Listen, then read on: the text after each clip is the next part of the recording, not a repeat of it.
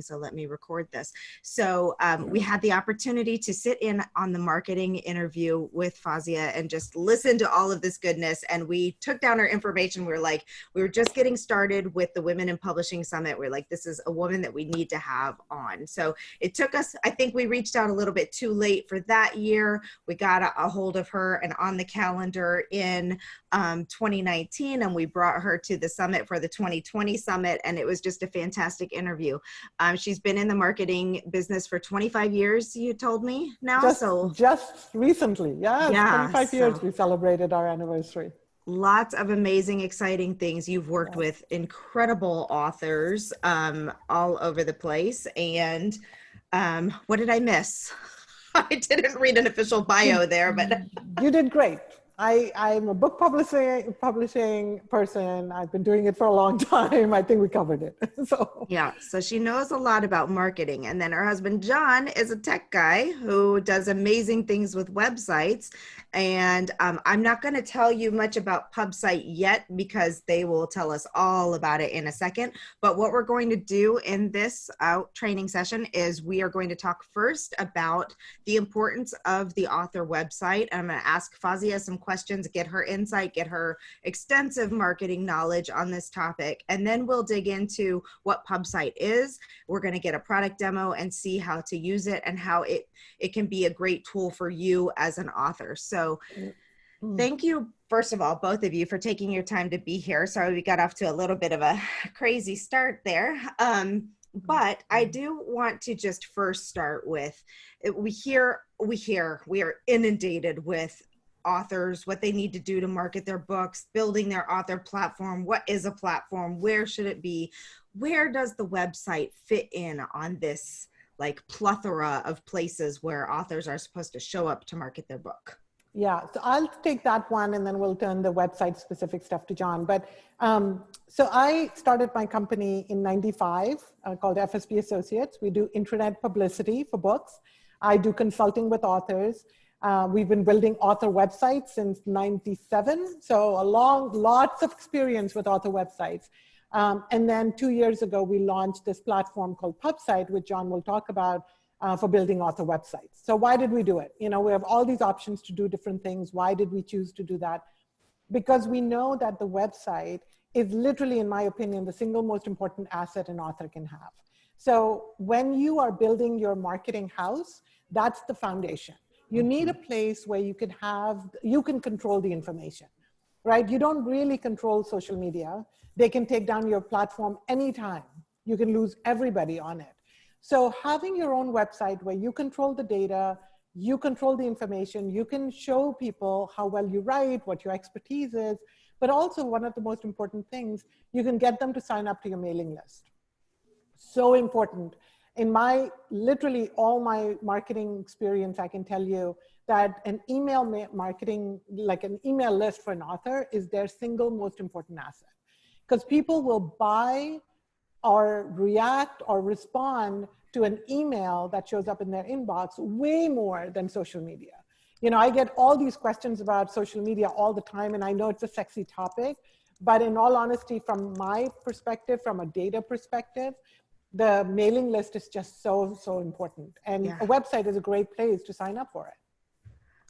Okay, so when we're talking about then the importance of this author website, like it can get really overwhelming even there, trying to figure out, you know, do I need to be blogging? Do I need to have this? How should I have, you know, this landing page or that? In your opinion, what are the key elements that an author should make sure are on their website? Well, I think it's important for authors to think about what's the purpose of their website. You know, what's the purpose of their own writing? So if you're building a career, right? This is your first book or your third book and you want to write many more, then it's basically a company website. You know, you're actually a company. You need to make sure that you're showing how well you write. You want to show social proof, which means you want to show off reviews and interviews you've done all in one place so people don't have to go looking for it. You also want to make sure that there's a good description of the book. They're good, you know, you're making the sale. And also you want to have links to booksellers right in one place. There's ways to obviously connect with people through mailing list. You also want to have all your social media assets on it. So it's really like your hub the place where you can post everything you want to post, and you control it. You know, nobody's going to take your website away unless you stop paying for it. So I think that's kind of the important thing, is that you want to make sure that it is a place for your career. If you're only going to write one book ever, you know, and that's all you're going to do, then maybe a landing page is fine, because it's one page, you scroll down, you know, you order the book or you order the information. But most authors are thinking this is something that they're going to be doing long term. And so my concern with the landing page, and it's fine to do it, but I'd rather do it within a website, is that it's really it doesn't scale, right? So you write the second book, what do you do with that landing page? It doesn't function anymore. So you've spent maybe 6 months, maybe a year driving traffic to a page that now does not serve you. So the website should also always be under the author's name. So whatever books you're working on, even if it's in different genres, should be in that one website. And so you're building a traffic to something that will always serve you. And you want to pick a platform, which landing pages are generally not like that, that can scale up with you. So whether you do one book or, you know, next year you get really super ambitious and you write 3 books in a year. I know people who do that. You want to make sure that whatever you build can scale up and down depending on where your career is. So I think that's my concern with landing pages, is that it's just too limiting. You know, you spend all this time and effort promoting that page that really doesn't have it has no longevity. Right. Your website has longevity. Right. Well, that makes a lot of sense. So what about, you know, we get asked, well, there are 2 questions I want to ask, and one is blogging. Everybody asks me, how much should they be blogging? Does it matter by genre? You know, all these questions. What are your thoughts on the blog element of a website? Yeah, so most of the clients I do consulting with starts off the call with, I hate all of this. I don't want to blog. I don't want to do social media. I don't want to do any of this. So I have to kind of pull them in and go, okay, let's see what we can do here. So nobody needs to blog, because honestly, there's a bazillion people blogging out there. So if you don't feel like blogging, feel free not to blog. Here's why people do it. It brings traffic to your website. It shows credibility. It shows your expertise. It shows your writing style. It shows your writing skills. Those are the things that you can't really show in any other way except to do blogs. And so to write blogs, it's really to sort of use all of those things, you know, show off what you're doing. But if you don't want to do it, you're just going to lose the traffic. People are going to come to your website, not really know what else you're working on or how you feel about things, or is there a way to update the information? So if they don't want to do it, they don't have to do it, but they have to understand that they're going to lose a lot of traffic and they're going to lose this sort of credibility that you build with blogs. So that's what I would say. Sure, don't do it. I think that's an amazing answer, actually, because you scared me for a second there, because I was like, I've been telling all these people that they should be blogging to grow their site. And you're like, you don't need to blog. And then I love how you came back around and you're like, but here's why you might consider it. So right. It's fine if you don't want to. That's right. Don't do it if you don't want to. But exactly. Saved it there. Same thing with social media. You know, people tell me that all the time. I don't want to do social media. I'm like, totally, don't do it. This is why the rest of us do it. 50% of the traffic to my website comes from my social media. Right. If I don't do it, I lose 50% of my traffic. You know, there's no rule, there's no law against it. Don't do it. But then you've got to kind of understand that you're going to lose, you're not going to get as much traffic as you could otherwise. Yeah. Well, and I can tell from my experience with my first book was that because I had written cornerstone content and was using my blog as a way to bring in the right type of traffic, I would say, I don't know a hard number on it, but I wasn't doing any other marketing of my book. So I'm going to go ahead and say it was as high as 80 to 90% of my sales came directly from the website post. Yeah. The blog posts. So. And you're not alone in that. You know, there's lots of people whose website and their blogs are basically the central sort of hub for their long-term career aspirations as well as short-term book sales. Yeah, absolutely. So the other question, some people sent us questions ahead of time that weren't able to attend live today. And I thought this was a great question, actually, for somebody who is just starting off as an author. At what point do they need to start their website? That is such a great question. Right so away. I'm with John on that. I think you do it right away. You get started. and make sure that, you know, you have a place where you can direct traffic and direct people. So, So if as soon as you have an idea for a book, I think you should start blogging on your website. I agree 100%, which leads right into the next question, which is if they haven't decided how to, I believe you talk quite a bit about author branding as well in your marketing thing. So maybe if they haven't determined, like, am I branding under my name, under my business, under my fiction series? Like, what's your advice on well, we'll see what you say and then we'll see if I agree. Okay, it's a test. Yeah. Of course, I think every branding is under a person's name, because you may change your genre. You know, one series isn't doing as well, and you're like, man, this is not working. Maybe I should write something else. So if it's under your name, then no matter where your career takes you, you're still sort of under your name. You know, you're always going to be that way. So I don't believe it should be a series. I don't think it should be, you know, book title for sure. And so I think that it's really important to do that piece. And also you may start engaging in other activities like editing or consulting or, Right. and you want that all in under one umbrella. Yeah. Oh boy, we're getting tons of questions right now on this topic. Do you want to answer some of them now, or do you want to, I suppose while we're on the topic, we should hit the ones that are relevant? Sure. So the two questions here: do my blog and website have to have the same name? I'm not quite sure. I think the blog should be on your website. Like, right, I agree. Yeah. So you can call your blog something, but it's really just all under one roof. Right, exactly. And then Valentina's asking, what about if you're writing under a pen name? So the pen name is basically where, you know, you would need to, I mean, if that's your career name, that's your name that you're going to be writing under, that's fine. Then it should be under the pseudonym. I'm not a big fan of a pseudonym. I mean, I know some people need to do it for whatever reason, personal or professional. But in all honesty, when you create a pseudonym, you lose all of your built-in network that you've created for yourself as a human being, as a person, and you start completely from scratch. Like no one knows you now.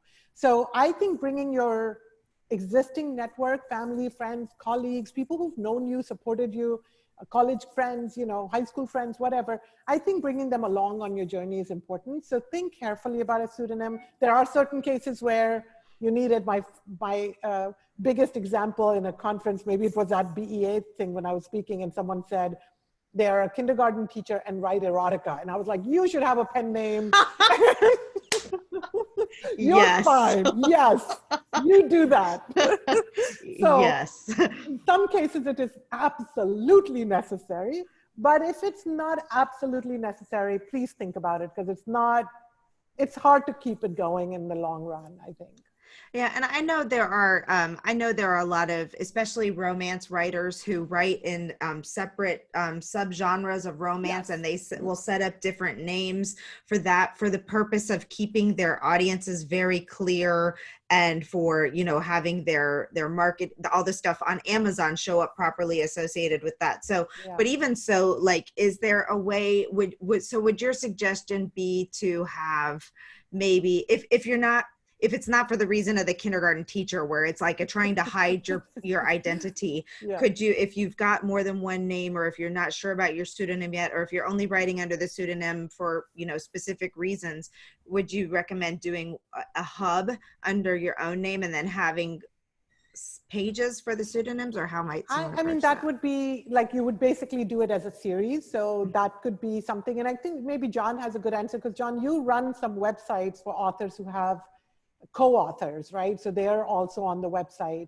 How do you display those?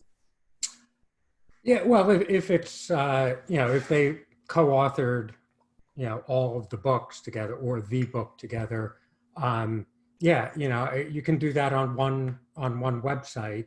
And then in that case, it's a tough call. You know, if there's one kind of lead author, they co-authored a book with somebody, but they have like 5 other books, then that person should set up a website for themselves and just list that author or add them onto the bio or whatever, because that author should probably have their own website also.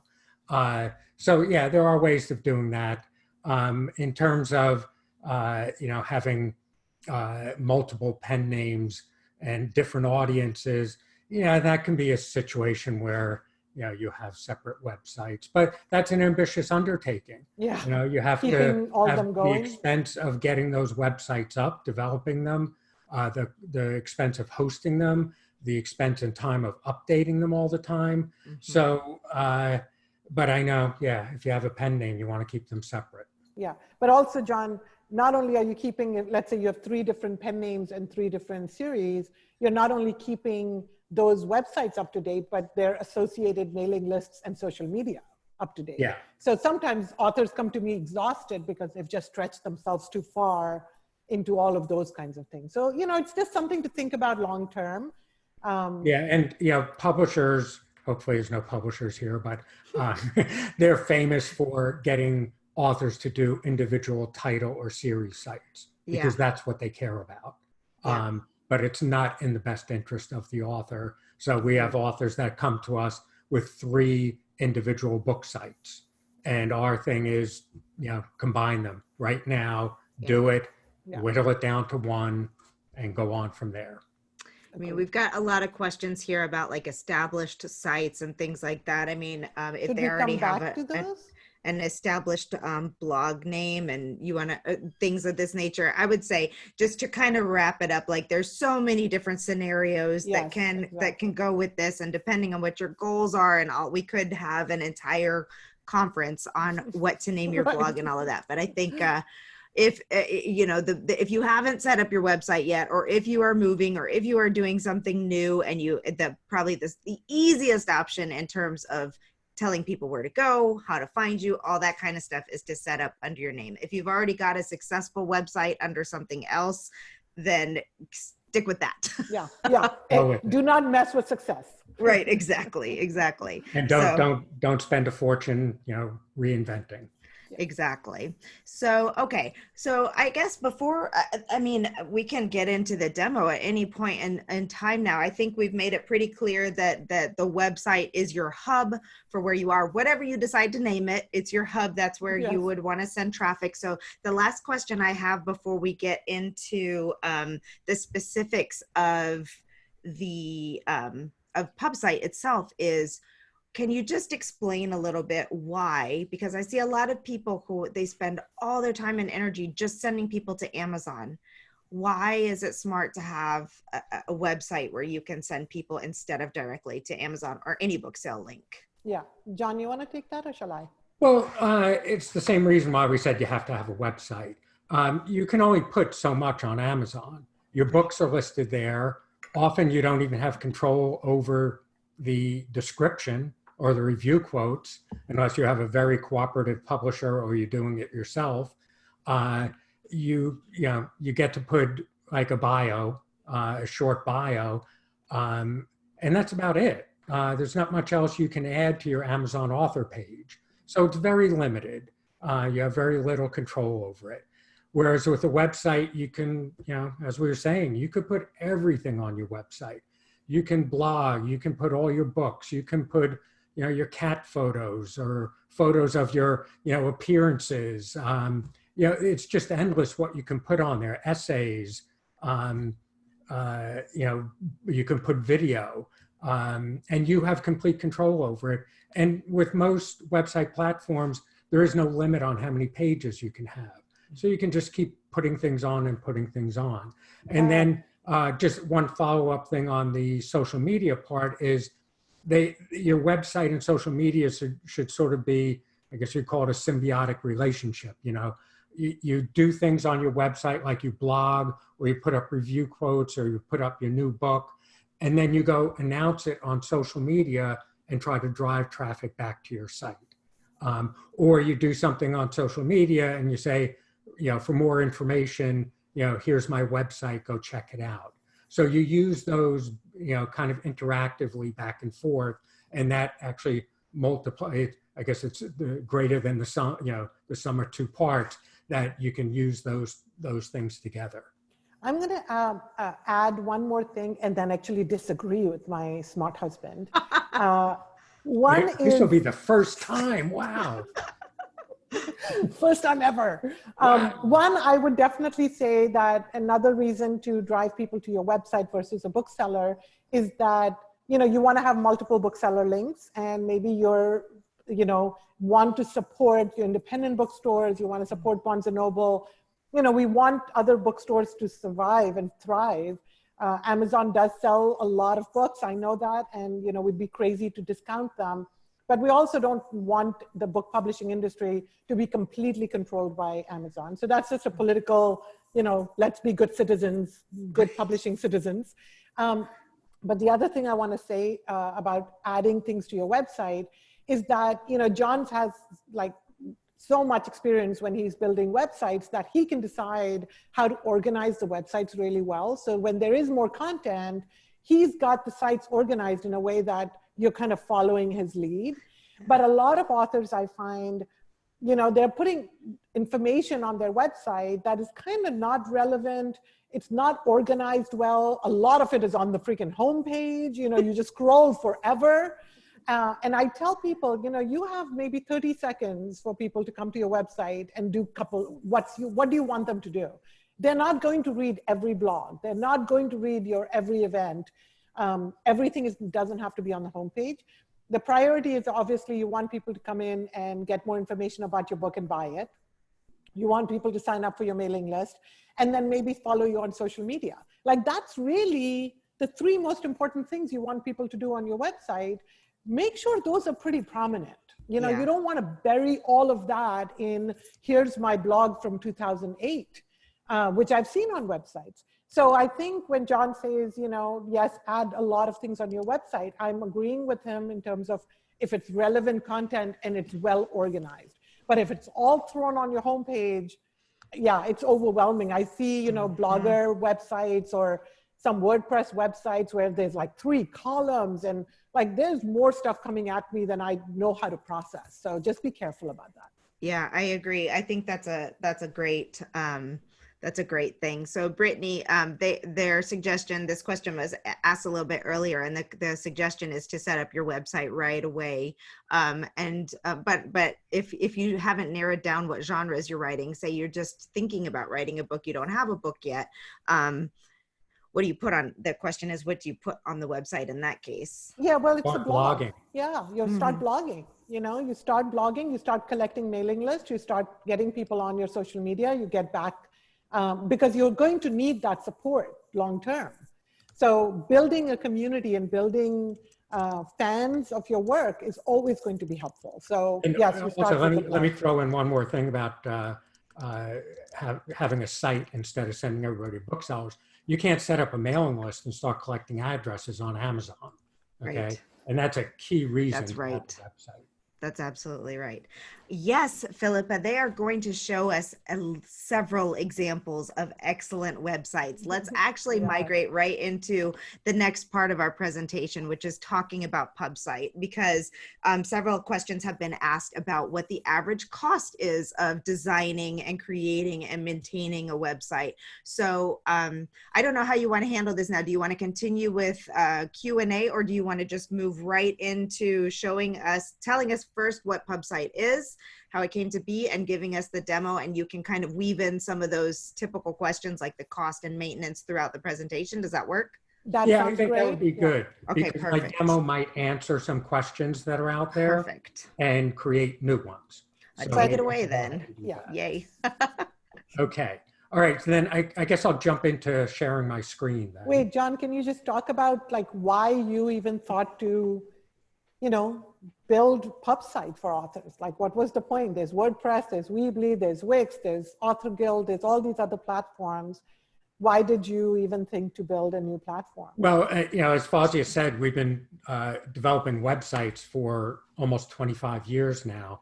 And so we've experienced every type of development tool. The original ones we did were hand-coded, and then we went to a tool like Dreamweaver. Then WordPress came along, so we used that a lot because authors requested it. So we've tried out other platforms, and there was never a platform that many authors really liked using and could use.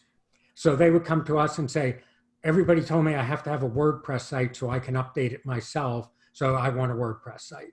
So we give them a WordPress site. And I know that WordPress is not that easy to use.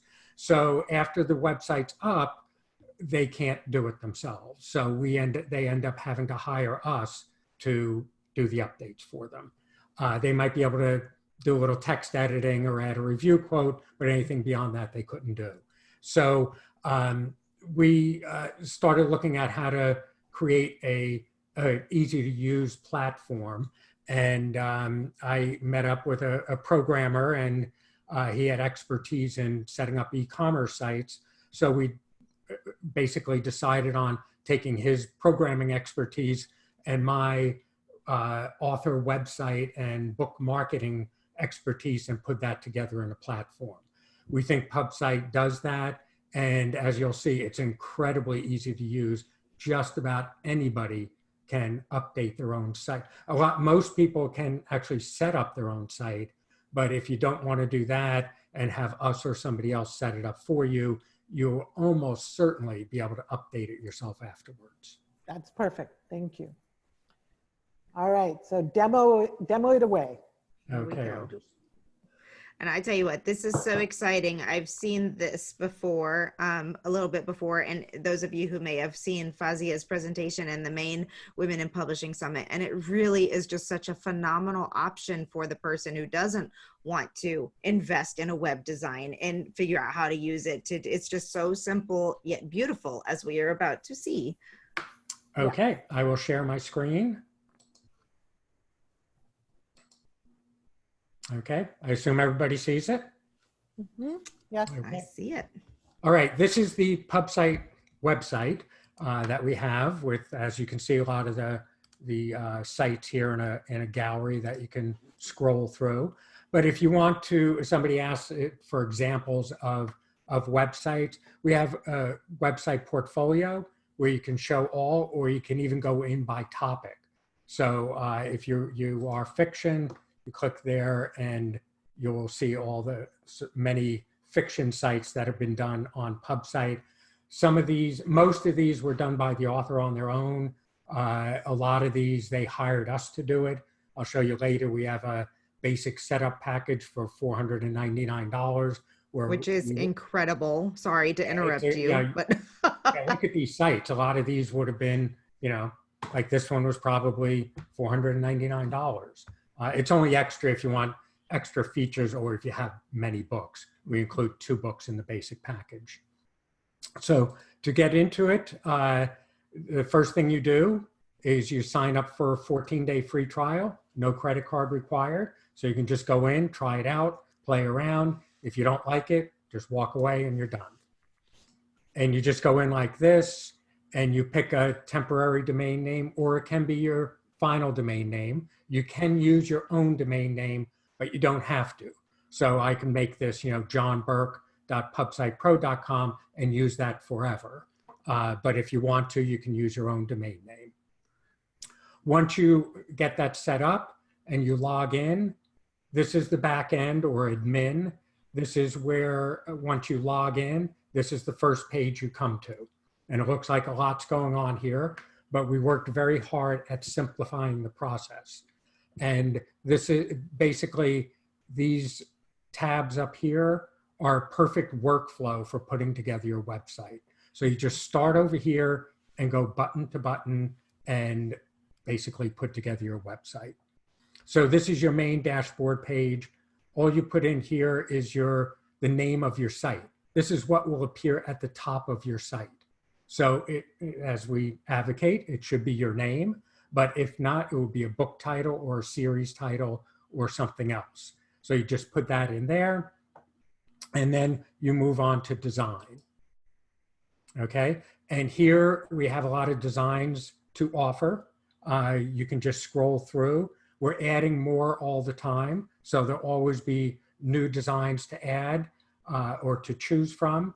And it's very easy, as I'll show you. You can switch designs literally with one click. So if we come out with a new design, we add to it, 3 months from now, with one click, you can have that design. There's a lot of things here that I won't go into, but I'll just, cover them. There's a lot of, different page options. If I have some time at the end, I'll circle back to this, but you can change the layout of your home page and the interior page. So that's an option that I hope to show you later. Okay, so that's your design. We've chosen this one, the first one by default. So we'll just go with that for now. Then you move on to the authors tab.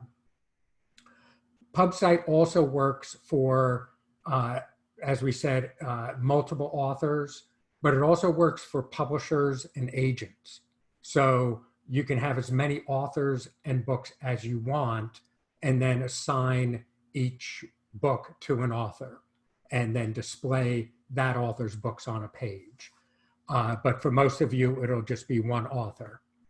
To add yourself as an author, I'm using a demo site that's filled in, so I don't have to sit here and type in information. So to add an author, you just click here. Everything in PubSite is form-based. You don't have to worry about page layout, HTML, CSS, nothing, or even where the images go or anything like that. Form-based, you just fill in forms. So you come here, fill in first name, last name, middle name, and then a short bio.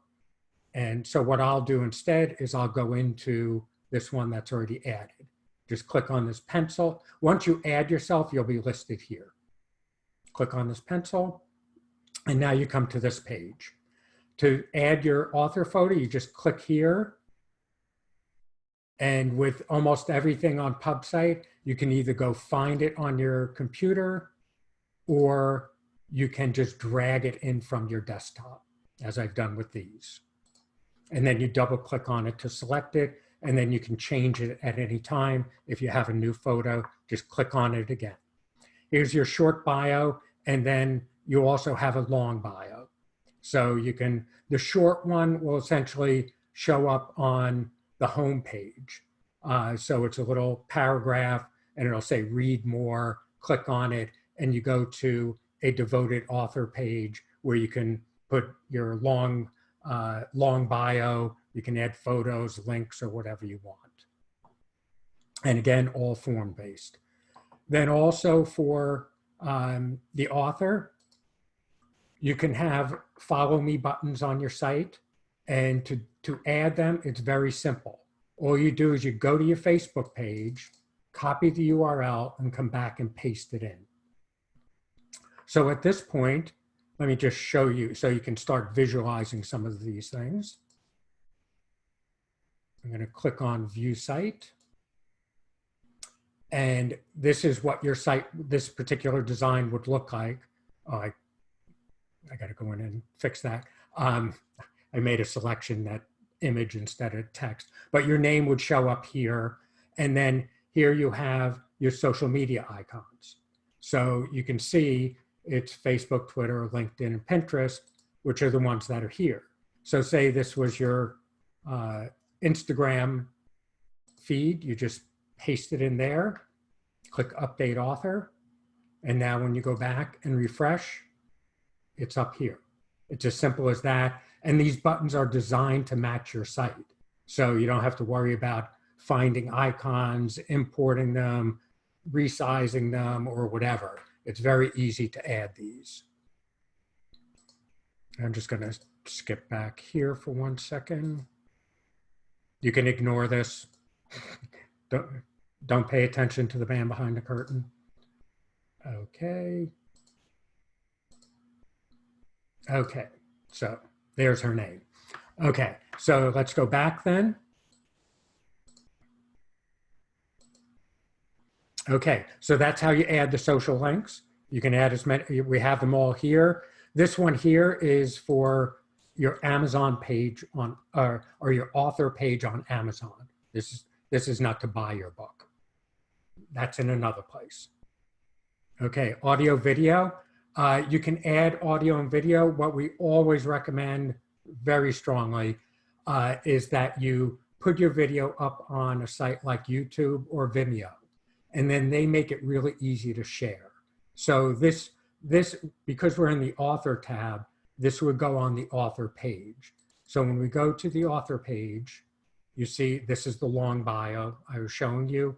And now if you want to add, say you want to add a video at the bottom of that page of you being interviewed or just giving a little pitch for your book that you created, you just go to YouTube, say this is that video, click on the share button.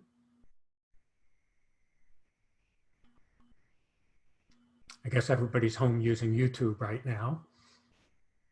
Okay, I'll have to come back to that.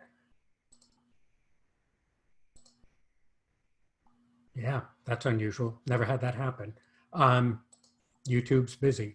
Okay, so we'll come back to that. Appearances. We have an entire appearance module built in.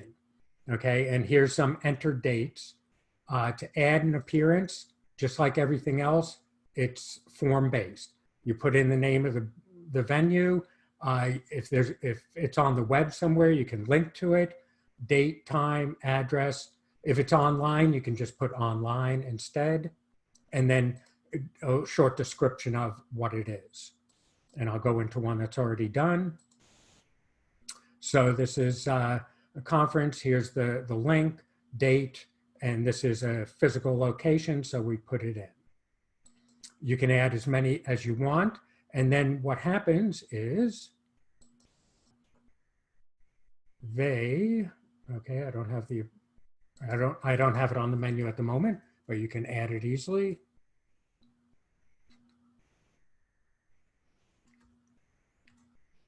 Okay, I was playing around with the color, but you can get better colors than this. Okay, so then this is how it appears. Actually, let me show you Fazia's. Okay, so here's Fazia's. This is her actual schedule. And as you can see, they're all listed there. If you did put in a URL, it will automatically make it a link. And what's really cool also is once you fill in all these appearances, once a date passes, this one right here, it will automatically drop down to recent appearances. So okay, I just have to say, this is amazing that you can add that so easily. Oh my gosh, this in itself is incredible. I love this. And everybody likes the fact that you don't have to go in and after an event is done and move it somewhere else or rearrange things. It happens automatically. Wow. You just fill out forms and that's all you have to do. In WordPress, Alexa, it used to drive me crazy that I had to go make a note on my calendar to go back in and move one thing down. Yes. And then keep, just so it doesn't look so dated. And then I see so many websites that they look so dated because they have events from like 2014 on there, That's right. I didn't take them down. So this is amazing. I love it. This is one of my favorite features for sure. Yeah, so that's very easy. Let me just get the audio. No, still going like that. Paige wants to know if you have to be an author. She's a speaker and is apparently enjoying this this site. Would it work for speakers as well? Yeah, it would. It can pretty much almost work for anything. We had one author come to us and he had a book and we did a book site for him. He had a few books actually. So we did an author site for him. Okay, I just realized that was me talking. We did a book site for him, an author site, and he liked it so much that he actually started a private investigative firm, and we easily set up a site for that for him.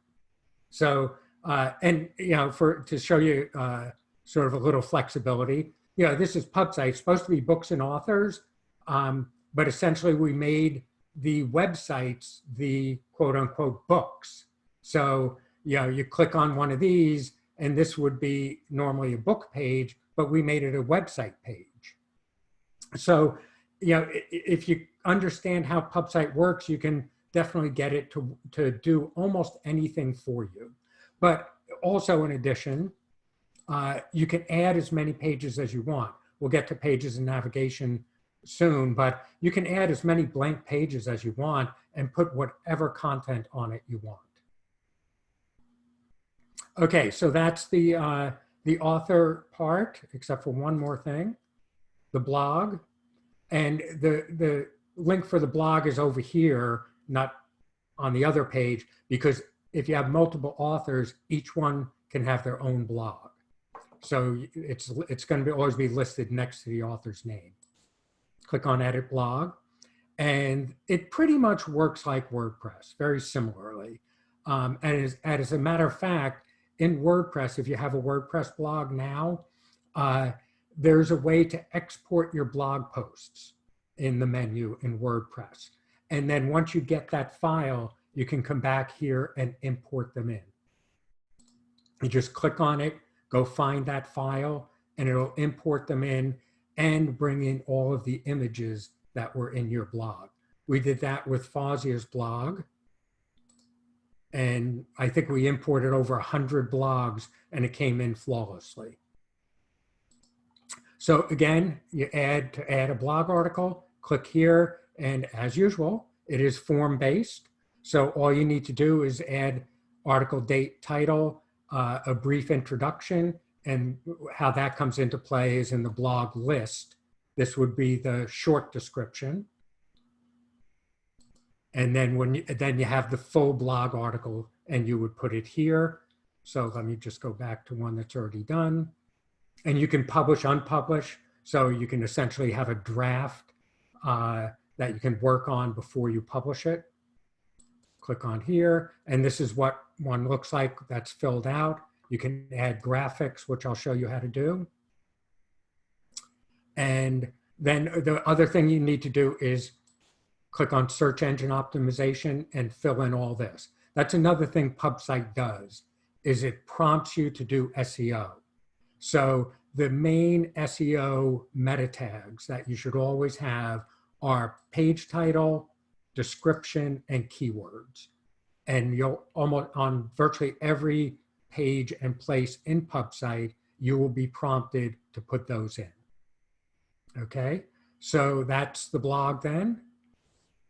And then you can set future dates. So if you wanted to write it now and have it not appear for a week, you can do that. And then you can, like I don't have it set up here, but like in WordPress, you can set up blog categories also, which Fauzia has done too. These are recent posts, but you can also have a little, what we call widget that you can put here that would have categories listed instead of recent posts, or you can have both. So that's the author section. Now we move on to books, titles, products, books. We use it all interchangeably because you can sell anything on here. You can sell t-shirts, coffee mugs, whatever. So we use these words interchangeably. Okay, and here we go. And now to, again, to add a new product, you just click here and it's all form-based. Obviously, books have a lot more information. So you put in title, product, price. If you don't want a price to display on the book page, which many people don't want because it's usually so much cheaper on Amazon, why discourage people with a high price? You put in a 0 and the price will not display. Put in the ISBN or SKU or whatever you have, and you can set up categories, which I'll show you. Move on to book details. And now what I'll do is open one that's already been done. Okay, so here's this one. We do have the price, and you'll see here the categories are set up. Then you go into book details. And because PubSite is all about books and authors, all of this information is book oriented. And this is pretty much would match up with any book industry standard like Onyx or something like that, or Ingram, whatever. These are almost the exact same fields they use. So that's what you're doing. You can, when you enter a book, you can enter every version of it separately if you want to, or what we all usually recommend is just down here in binding, just put all the various ones, paperback, ebook, audiobook, for example, and just list them there and only enter the book once, because people can get to the different formats by going to the online bookseller. When you get to the Amazon book page, it lists all the different formats you can possibly get. So that, that's what people, when they get there, will decide what format they want. Descriptions, we have short and long again, just like anything else. And what I'll show you here, I already have it in there, read an excerpt, but I'll show you how to do this. Let me just get rid of that link. Get rid of that. Okay, say you want to add an excerpt. And a good place to add it might be on the book page. So let's go to books. Okay, and this is the text I was just showing you. I removed the link. But this is the long description. So whatever you add at the top of the long description will appear right here. Okay, so let's go back there. And okay, so here you have the long description. Say you have a PDF of an excerpt, which is a good way to have excerpts because it'll more closely follow the actual page layout of the book. So to add one, you just highlight this, click on link, and then you click on browse to go find it. Okay, and I usually put things in this contents folder because then I know where they are. As you can see, I've been doing this quite a bit, but all you need to do is I have an excerpt, PDF excerpt over here. I can just drag it in and that will get uploaded. Excerpts can tend to be a little large in file size. There it goes. Okay, so I'll just use this one, double click, and now you see the path to the excerpt is right here. And then one other thing that's good to do, if you're going to link to a PDF, or if you're going to link outside your site to another site, click on Target and New Window. So then when you go to it, it will open up a new browser tab right here. And the good thing about that is, I'll show you. Okay, we're going to update product. Now when we refresh, now this is a link to the excerpt. Click on it and it opens the PDF. Okay, now when somebody gets there, they look at it, read or whatever, they close that tab, they're back in your site. That's why you want it to open up a new tab. Otherwise you lose them.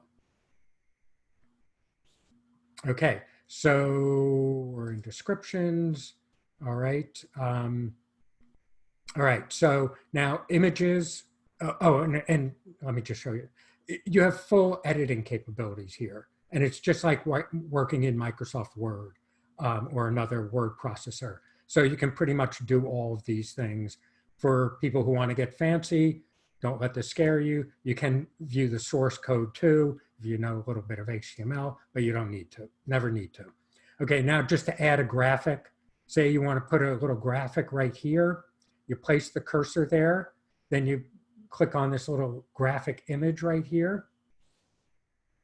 And again, you go find it. And again, I usually put them in contents and I have one right here, or you can just, again, drag it in or upload, go find it and select this. And now it'll appear there. You always want to put in alternative text for usability purposes and accessibility purposes. Okay, so then you put that in, width, height. Say you want it a little bit smaller, maybe only 160 pixels wide. You can play around with it. You'll see what it looks like. You can go back in and fix it. Okay, and you want it to be aligned left. Okay, and it's good to put in some horizontal space so the text isn't right up against it. So let's put in 8 pixels. Click OK, update product. Now, okay, that was on this page, right? Yeah, so there's your graphic, okay? And say you didn't want it that size.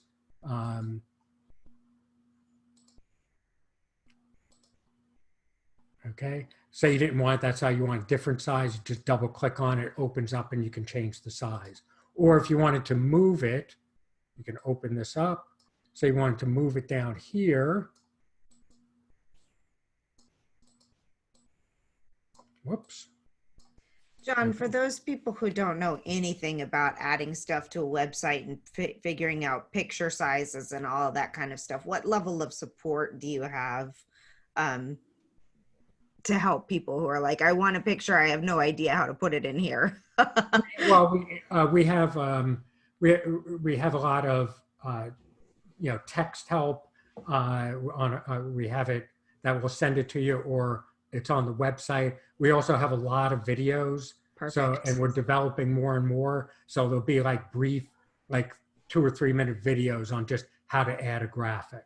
Okay, So, good. and we're going to I have, didn't want anybody to get lost in that thinking, oh my gosh, I don't know how to do this kind of stuff. right, exactly. Oh yeah, no, I'm giving you the quick version. I'm kind of glossing over everything, but we have help. Okay, here's how you move it. There you go. Okay, so you grab that little thing up in the corner, you can move it. And then if you wanted it to be on the other side of the page, you can click here, go like that, click save. And now when you click refresh, it's down page on the right side. So you have a lot of flexibility there and you can resize it. But yes, we provide support. We're always around for email support, and we have a lot of documentation we'll be adding. I mean, even in general, it's so much easier than trying to build stuff into a lot of other websites anyway. So yeah, and what's good is, like with WordPress, when people start adding images or trying to add paragraphs or rearranging text, it turns into a nightmare, and right. You can throw the whole page off by something you did. Yep. PubSite's almost impossible to break.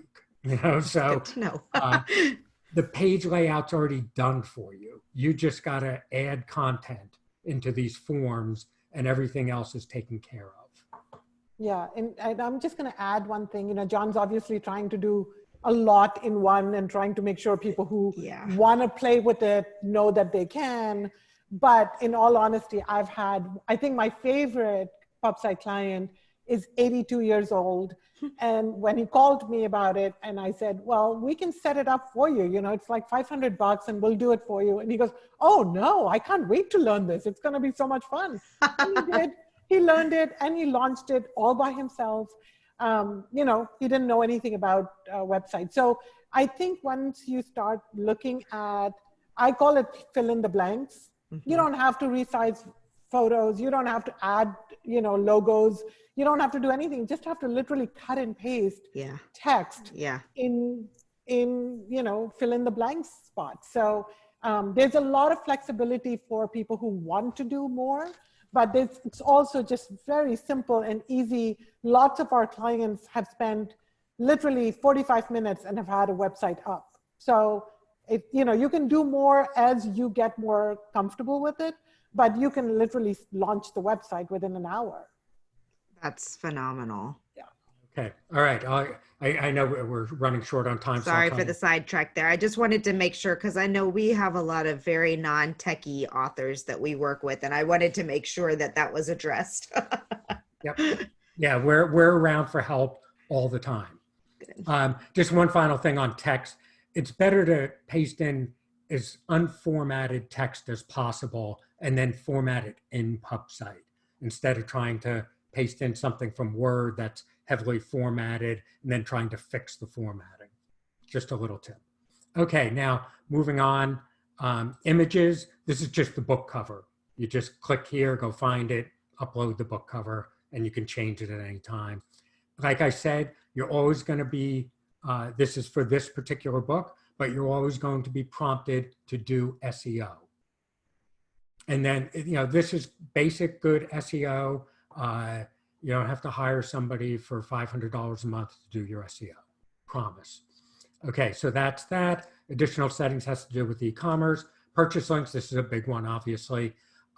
This works the same way as the follow me buttons, okay? You just go to your books page on Amazon, copy the URL from up here, come back and paste it in. And we have all of these built in, as you can see, even the new bookshop, which seems to be the rage these days, indies. And for our international audience there, We have some Canadian sites, UK, Australia, New Zealand sites. So everybody can kind of get what they need. And then also we have generic ones. So if you want to link to your publisher, you can do that. If you're selling yourself, you can use the author button or just a generic buy button. So everybody's pretty covered. We add more as demand warrants. For example, Bookshop sort of came out of nowhere in the last couple of months. So everybody started asking for it, so we added it. And then audio and video. This is the exact same as the author one, but this will appear on this book's page. And each book could have its own one. This might be a book trailer. But then also you can create a new blank page and put as many videos on it as you want, as we did here. These are all the videos that we currently have. This was just a blank page, and I just went in and kept pasting in more videos. So you can have as many as you want. Okay, the last big category here, pages and navigation. Okay, when you get to here, this is your menu. Over here, main navigation menu, over here. So if you go to the website, that's exactly what you see. Home, Jean Ann, books with a drop down, my blog, book clubs, and contact. And that's what you have here. This is a wild card. So whatever categories you set up for your books, they will be in the drop down menu by using this. Okay, these are pages that are not in your navigation. Some of these are just sample pages you don't have to use. Some of them are for specific purposes. Here's the appearances. You drag this over, let's put it right there. You can drag these up and down to change their order, okay? And then always hit Save Changes. Now when you go back, appearances are in the menu, okay? What's nice there is that if, for appearances, especially if you have some sort of tour for a few months and then you stop and you don't want the appearances menu there anymore, you just get rid of it. You don't get rid of it, you just drag it over here and it won't appear. But also you can have extra content over here. So say you wanted to have a page that was not in your menu, you can create it, just add a new page, again, filling out forms.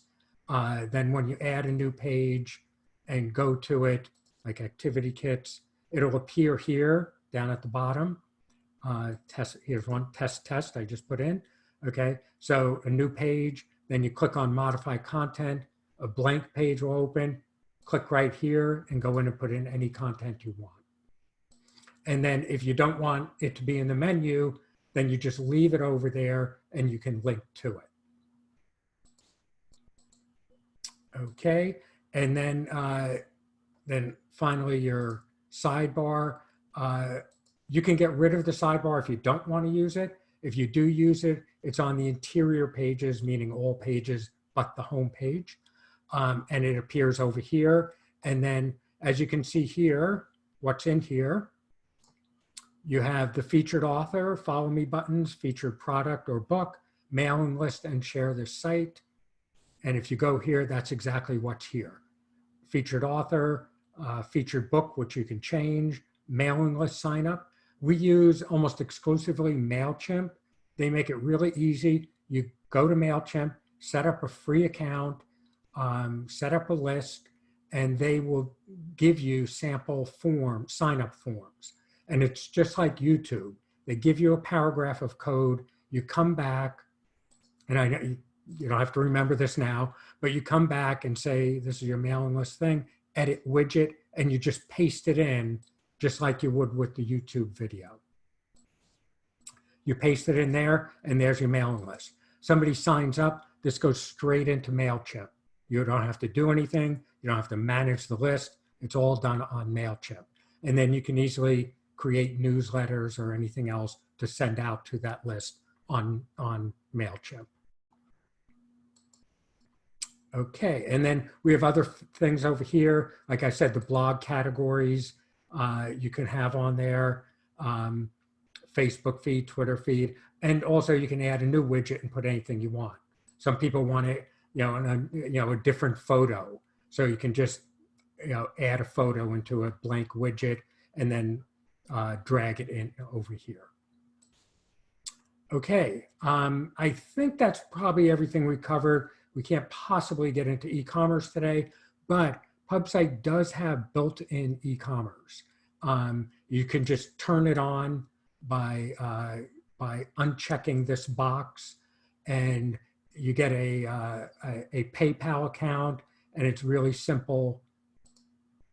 I know this may not look simple, but it is simple to accept credit cards and set up everything you need to set up and have a full e-commerce site. And that's when you can sell coffee mugs and ship them out of your apartment if you want to. So I think that's probably it. Fazia, do you think I've missed anything there?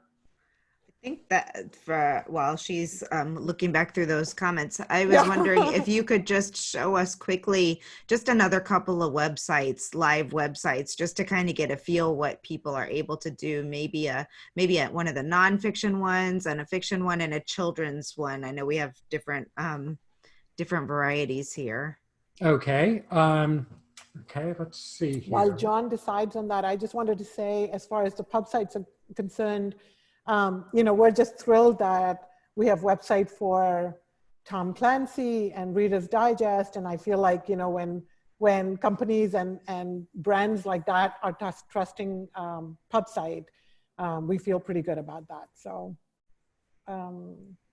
yeah, let's see, for just basic nonfiction sites. Well, if you have a lot of books, the carousel is a great option. You can really show off all your books there. Sandra has a lot of books. So that's a nice option. And then that's one thing. Let me just jump back to one thing here.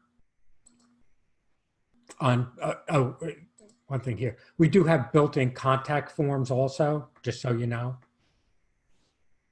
On here, homepage, we have all these different homepage layouts. Okay, and you can play around with them. All you need to do is click on one and it changes it. So on here, we're using one that's author and 2 featured books. Okay, say we wanted to use that carousel. All you need to do is come back here, find a carousel. Let's see, we'll do this one. Carousel, author bio, featured book. Click on it. Now we come back here. And there you go. You have carousel, featured author, featured book. So it's very easy to change. You just click to change the home page layout, and you have many, many options to do that. Okay, so let me get back to the nonfiction. With one of the design layouts. John, can I interrupt you for 1 second? Sure. There's one of the things that I love about PubSite is that we can change the design on the fly. And so if you go back to that page, John, there's a site for one of our clients called Sharon Prentice. And when she launched the website, it was all about the book. It was very focused on the book. So the book jacket really kind of dictated the design. And then yesterday I was talking to her and she said, what about now that I'm working on a second book, the book design doesn't really suit as much, the old design. So John, if you go back to PubSite and, that list of all of our, the portfolio on nonfiction.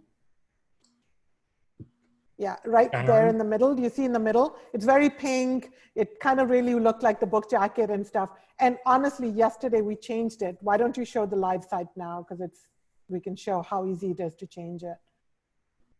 And now it's a completely different look. It literally took, just switching the design and switching the colors to now make it look a little bit more about her, because she's working on the next book, which is not about becoming Starlight.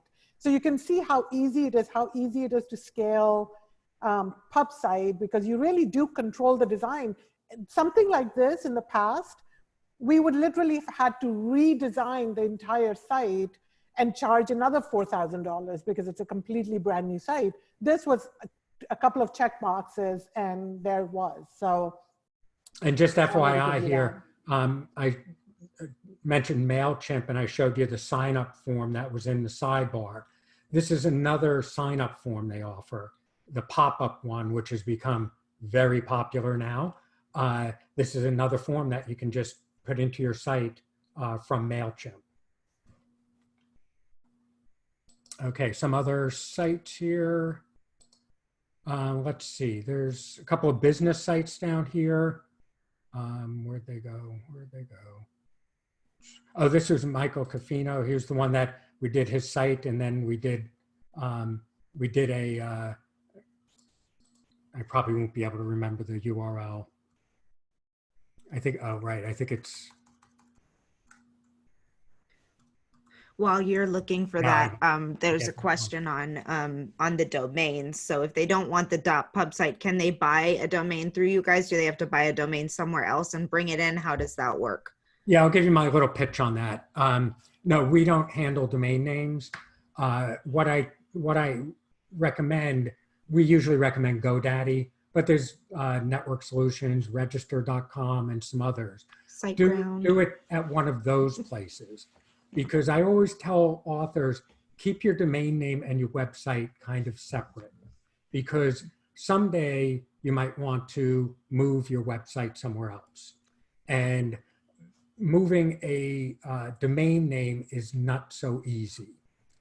Especially, we've run into horror situations where somebody had a website design and the webmaster or the designer used some hosting company and registered their domain name through that hosting company, but in the designer's account.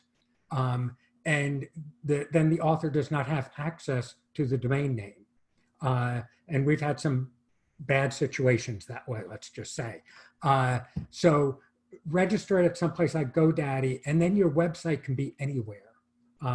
So that's what we usually recommend. And then also at some place like GoDaddy or Register.com, they also offer email using your domain name.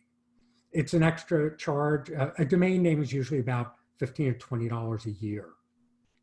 You can get email for as little as like $3 to $5 a month using your own domain name.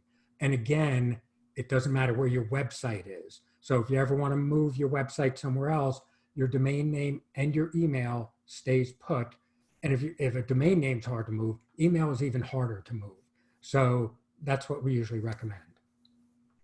Yeah. If you're already using something like ConvertKit or something else, can it still go through there, or do you have to use MailChimp?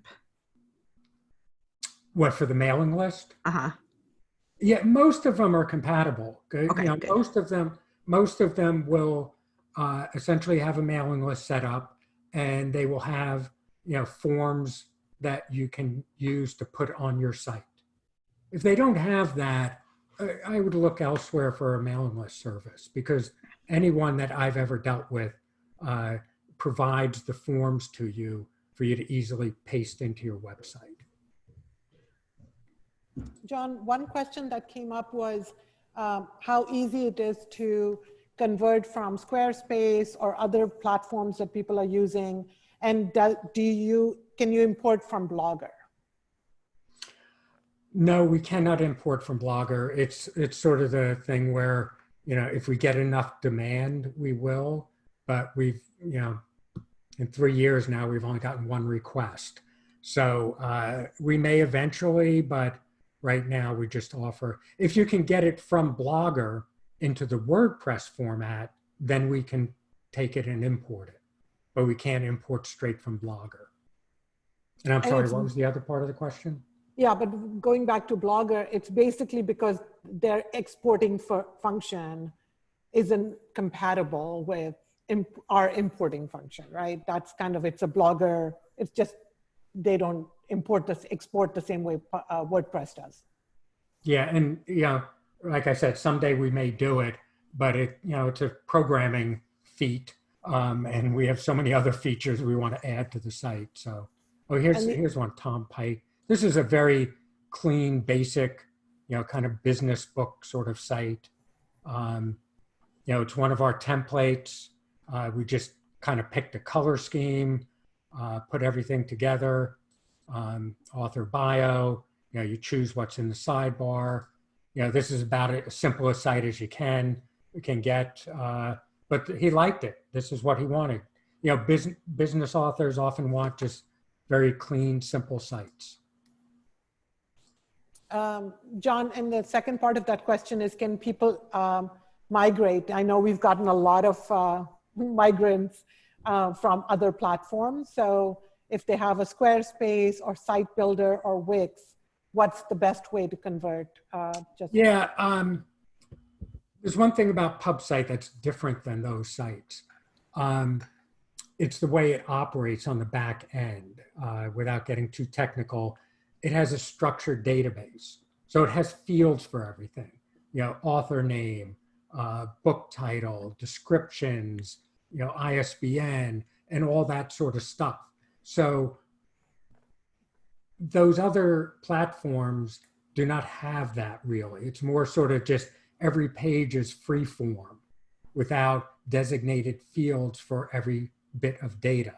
So there's no way to export it out of those sites and then import it into PubSite. If you did have, if you have a spreadsheet of your titles, that's structured. We can work with it and we can import it. We've converted some sites, for example, the Tom Clancy site had about 50 books, but we were able to obtain a spreadsheet that we were able to just massage a little bit and import it in completely, which gave us a huge head start on doing it. But with other platforms, you're probably going to just have to cut and paste, which is not, unreasonable. If you only have, 10 pages in your site, you just go to the page and literally just kind of copy it all. You can also drag images off to the side to get the images from the old site. And then you can just go back in and go into this test page and literally, paste that text in. If you're only talking about, a 10-page site, you can do this in an hour. Yeah, and then it's in a structured database, so then you can move it around and switch designs and all that kind of stuff. John, would you mind just showing Mark Siegel's site, because there's a few people who are interested in kids book and YA books, and his is a good one for that. We set up children YA. This is Mark's site, which he completely did on his own. Like, we didn't help him one bit on this site. And he's done a lot of great things. He like uses PubSite, like really uses it. You go to some of the book pages and look what he's done here.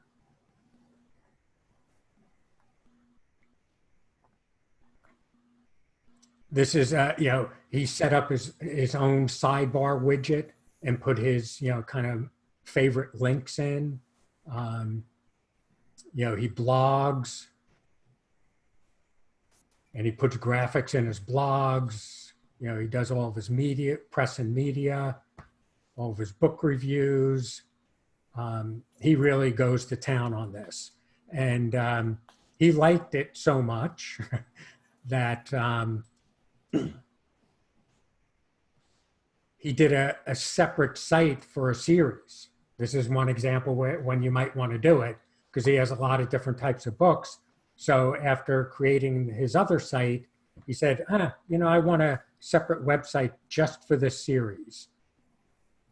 So he did this, and again, did it all himself. He uses the carousel, here's an example of how you can be creative. Okay, he basically set up, instead of setting up an author, he set up the series in the author tab. So instead of an author photo, he used the logo for his series. And instead of putting in an author bio, he put in this. So that's how you can, if you're a little creative, you can really do some unusual things with PubSite. All right, while you're at it, can you also show the Reader's Digest site maybe, or maybe a smaller publisher, and then Tanya's site, because people are asking if they can do publisher and agent sites. This is Reader's Digest Trade Publishing. We originally developed their site, at least a dozen years ago. And then we convinced them to migrate to PubSite about a year ago. And just to show you, what you can do here, this is the featured book and the carousel and some information. And then they have many different types of books. So I told you we could set up book categories. So you set up any categories you want. These are the categories they set up. So they have their main brands, Reader's Digest, Taste of Home, so forth. Then they have categories for all their subjects. And then for the trade, for booksellers or whoever might want to see their new books, they set up seasons. And the thing is, you add as many categories, you can assign as many categories as you want to a book. So a book can show up on Reader's Digest, as you can see here. Those are all the Reader's Digest ones. They can show up on Taste of Home, so all the cookbooks are here. But then if you go to cookbooks, all of these books will be there too. And this is, again, where the structured database comes in. Enter once, display many. Okay, so to get one of your cookbooks to show on this page, oops, too many things open here.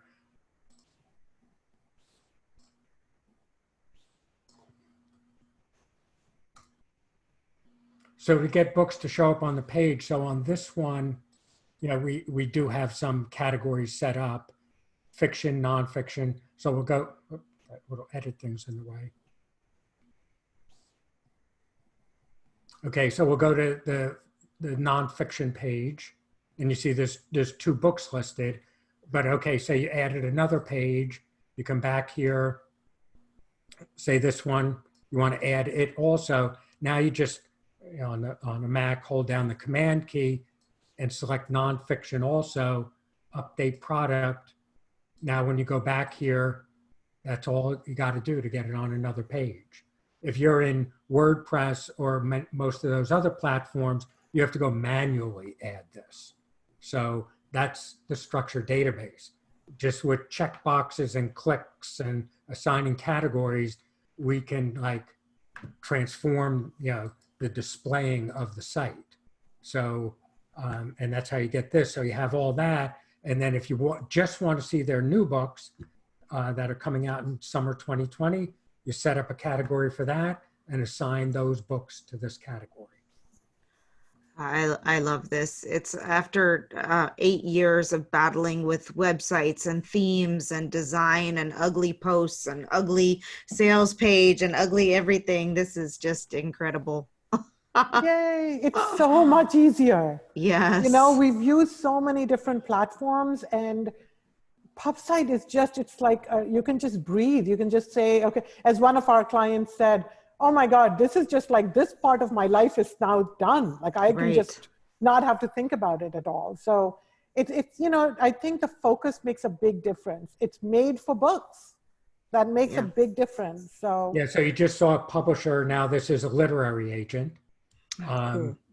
And again, the nice thing here is you can also, when you set up many, many authors, you can assign categories to authors. Since she's a literary agent, she refers to her authors as clients. So she assigned categories for them. So you can come in here and view just the adult trade authors. And you can have photos, she chose not to. But then when you click more, then it goes to that author's page. So, oh wait, let's go to children's books. She happens to be the agent for Mark Siegel, the 2 kids book sites we just showed you. You can see word of mouth is working in our behalf.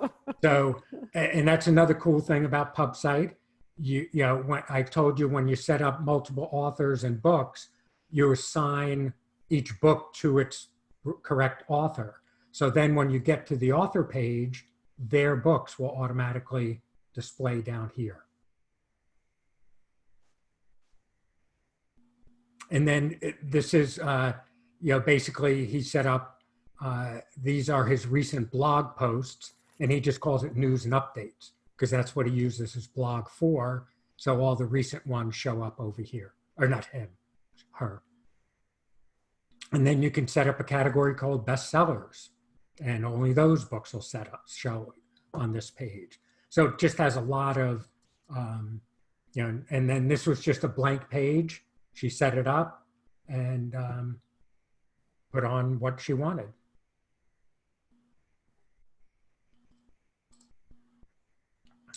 I love it. I love it. Tom Clancy also, he has a couple of different series. So we set them up. Here's the Jack Ryan novels, the Jack Ryan Jr. novels, and a whole bunch of nonfiction. So we set that up. So a lot of things you can do. All right, everyone, you have absolutely nothing, literally nothing to lose by going over to pub-site.com. You get a 2-week trial without even putting in a credit card information. So I would say if you're thinking about doing a new website or having a redesign or doing anything, just go over there and play with it for a little while and see what you can make happen. I mean, if you're completely not techie, then even if you're completely not techie, you are not going to find anybody to set up a website like this for under $500. No, you will not. Anywhere. Trust me. So we used to charge, we've tried. we used to charge $4,000, you know, Yeah. because we had a designer and a programmer and, you know, lots of like back and forth and all that. All of our designs are actually made by the same designers who design, you know, custom websites. So it's, and because well, that's another thing, you know, we're adding more designs regularly. Obviously, if you go to Wix, you're going to see many more design options, but all of ours are for books. So Yes. Not only the designs, but the page layouts are set up for books and authors. And that's it, because that's all PubSite is about. Right. I put the link in the chat box, but you can also see it on the screen share at the very top. Yeah, it's pub-site, site.com. Yeah, pub-site.com. And we have a contact form on here. Please feel free to email us. We will see these. And if you have any questions, we'll get back to you. Yes. So after the 2-week, you get a 14-day trial, and then it is $19.99 per month. But that includes your hosting, that includes the site, you know. So Yeah, you'd be, use of the platform, website hosting, and email support. And all upgrades, you know, so we just make upgrades all the time. Any enhancements we make to the platform is available to everybody. Well, thank you so much. This has been phenomenal. We've had thank you, Fazia, for going in and answering all the questions while he was speaking too, because there were a lot. Yes, oh my gosh. I'm glad I was able to do it. Well, I'm a big fan, and we will definitely continue to put you guys in front of our audience, because I see no reason. I mean, there's so many things that authors need to do on a day-to-day basis to get their book in front of the world, right? And spending a whole bunch of time trying to figure out a website is the last one we should be doing. If there's something that's inexpensive and high quality, and easy to access. So I'm really excited that you came and shared for our audience, and hopefully everyone will go check it out. And yes, there will be a replay. I'm not sure if it'll go out today or if it goes out within 24 hours, but you will receive a replay, and we'll also load it to our YouTube channel. So if you go to youtube.com/write publish sell, you'll be able to watch it there as well. Is there anything else you all would like to share before we wrap this up? I think I shared as much information as I can, but if you guys have questions, you know, please send them to us. Obviously, you know, we think that what we've created here really does solve a very big problem for authors. Mm-hmm. And if you plan to do it yourself, literally there's no cost in doing it. And you can keep it updated on an hourly basis if you want. There's no charge. Nobody's charging you for updating it. But if you need additional support, we can build a site and keep it updated for you. So you have both options. You have full support. You know, we have a team of people who can build a website and maintain it for you, or you can, you know, do it yourself. So no excuse. Yeah, even if we do it for you, the initial setup, we expect that you'll be able to update it afterwards. Yeah. Well, it's such, I mean, the drag and drop and plug and play and the forms. I mean, it's really very, very simple. I'm sure it will take people a little, you know, like anything, you have to play around on something until you get familiar. But yes, the question was asked, this is not just a 14-day free trial for in conjunction with this webinar. So if you're not ready today to set up your website, that's their always offer. Always so. option. Yeah. And no credit card is needed. We're not trying to harass people. We don't email people if they decide not to use it. And So even, you know, if you're in there and working on it and, you know, something comes up, you get side railed, you need a little bit more time, email us and we'll even extend the 14 days. Wow, that's generous. That's super generous. Well, thank you. This is amazing. I'm very glad that we were able to make this happen. And yay, get in touch with them. Yes, all right. Thank you Thanks, very everyone. much. Okay. All right. Thank Bye. you. Thank you, Bye. everyone. Thank you.